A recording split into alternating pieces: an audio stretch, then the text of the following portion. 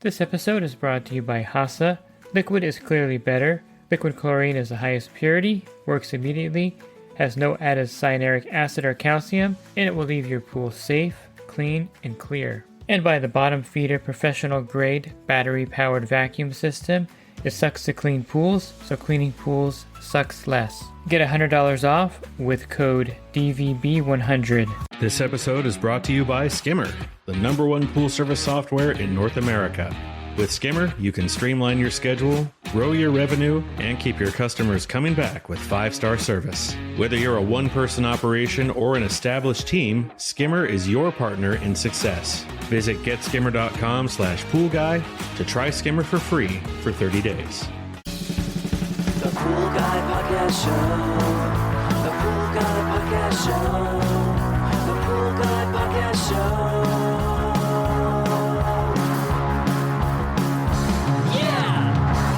Hi, welcome to the Pool Guy Podcast Show. Talking to Terry Arco earlier in the week, I decided to bring back a few episodes with Bob Lowry. I think it's important, since we're talking about his legacy, to kind of share some of the episodes that I recorded with him.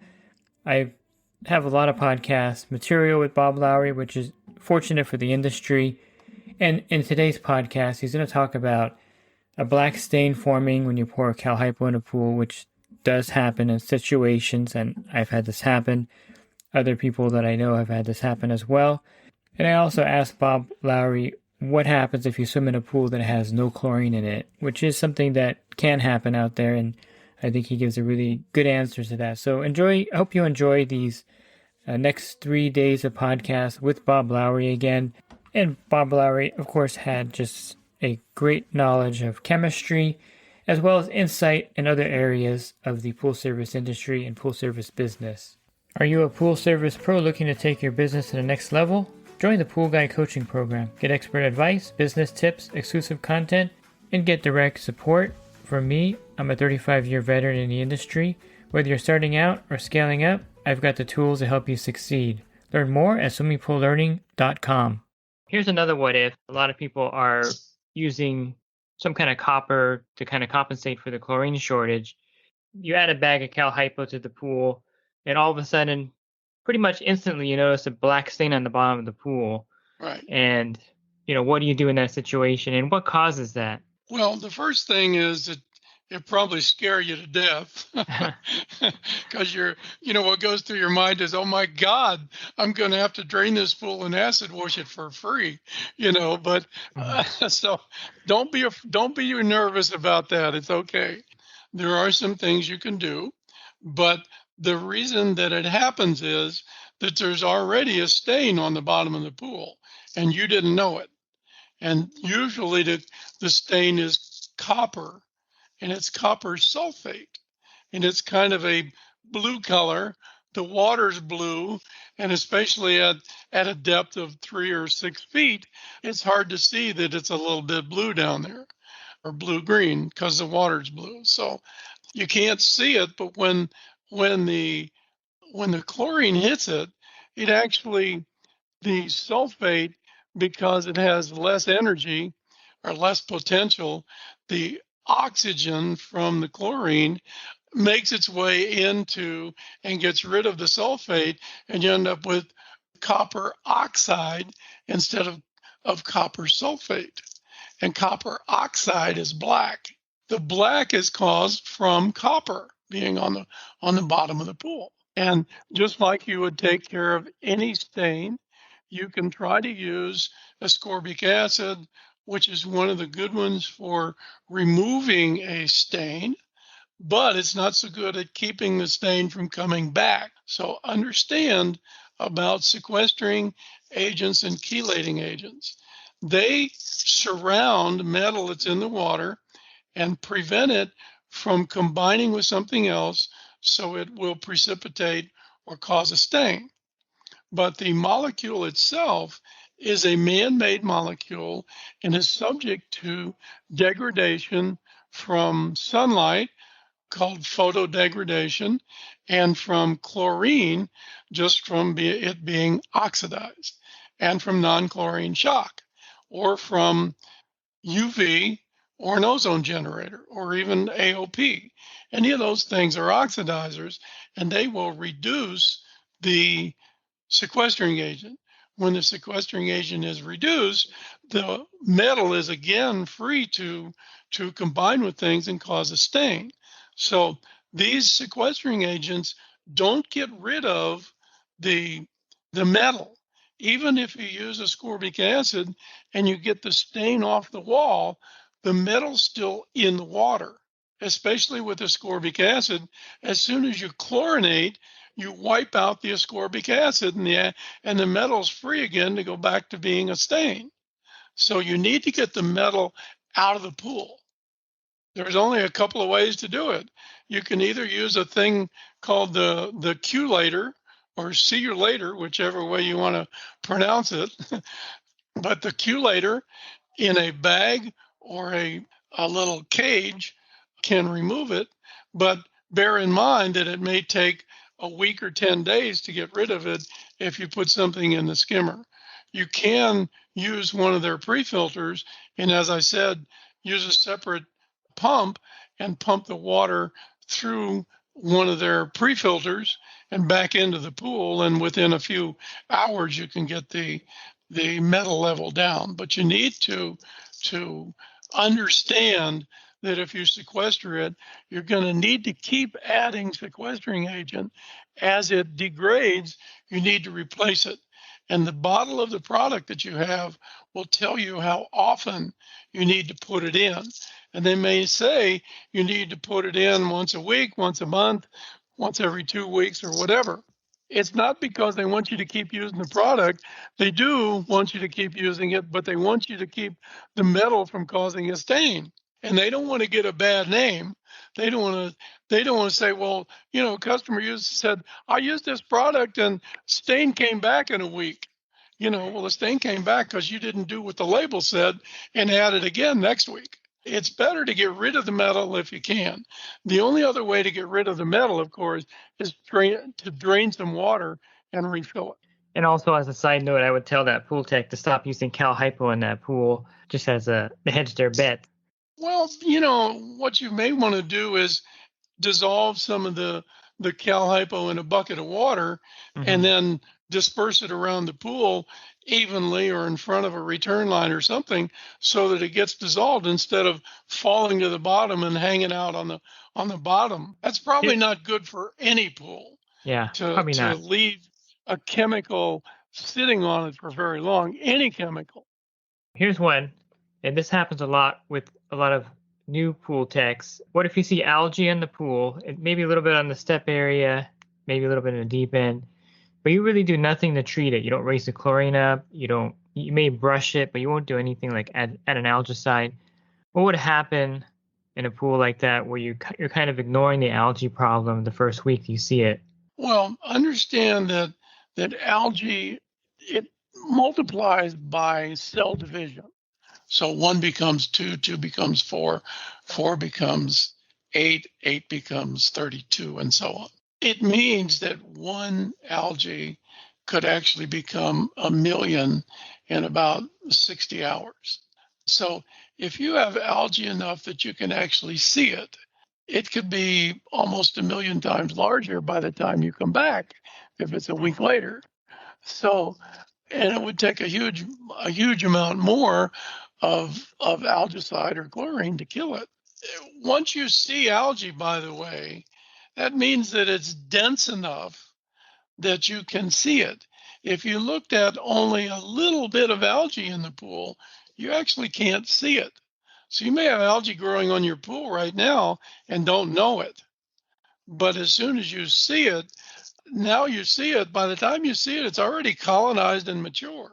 And it's starting to, once it colonizes and matures, it secretes a clear dome over itself called polysaccharide. And that saccharide is difficult for chlorine and other things to get through it. It's a protective mechanism.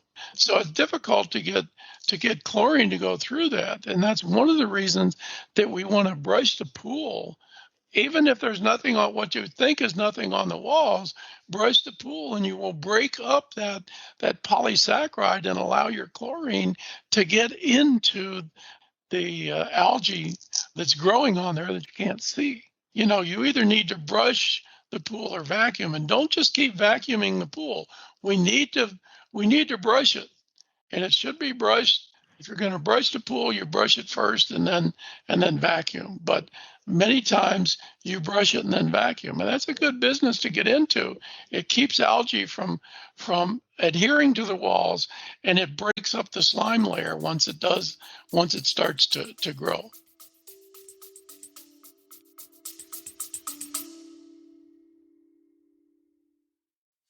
And the Pool Guy Podcast Show has teamed up with UPA to bring you affordable, reliable liability insurance starting at just $64 a month. Get up to $2 million in coverage, and the members of my coaching group get an even lower rate. Protect your business and your peace of mind. Sign up with UPA today by clicking the link in the podcast description. And that reminds me, my son likes to tell his friends this one. He said, "Would you rather me give you $1 million or pay you 1 penny a day and double it for 30 days?" And that's kind of like that algae, how it multiplies. Because if you get that 1 penny and double it every day for 30 days, it's more than getting $1 million in payment. So he likes to kind of trick his friends with that little one there. And that reminds me of, a rookie mistake is not to treat the algae and ignore it, or not to think it's a big deal, because you come back the following week and it's a big deal by not treating it when you first see it. And it is a big deal. And even though you can see it in one spot, it may be growing, it may be spread out and growing in a lot of other spots. Mm-hmm. It hasn't turned green yet. Yeah. Here's one. What if you swim in a pool and there's zero chlorine in there? And this could happen at any stage where maybe you're not paying attention to the chlorine level. If you're a homeowner and you're not checking your chlorine often. But what happens to a person who swims in a pool where there's no chlorine in the pool? Maybe they're in there for an hour. Well, of course, what it has to do with is your potential to get a disease. And what that has to do with is who has been in the pool before you and how long has it been and so on, because bacteria grow faster than algae does. One can become 1 million in about 8 hours. And the average person brings in about 100 million bacteria with them when they come in. One of the goals, the thing that we are trying to prevent in maintaining safe water is what we call bather-to-bather disease transmission. And what that means is you get in the water and you leave off your 100 million bacteria, and then I get in the water. And what protects me from your bacteria, and vice versa, because I get in the water and my 100 million get off of me and head for you. So what protects both of us from making each other sick? And that's called bather-to-bather disease transmission. And the only thing that stands between us to prevent that is the chlorine residual. That's it. Or sanitizer residual if you're not using chlorine. But something has to protect us from infecting each other. The residual of chlorine is the only thing that does that. And so if there's no residual, then all the bacteria that's been in that water and for however long it's had a chance to grow is open season on you. Mm-hmm.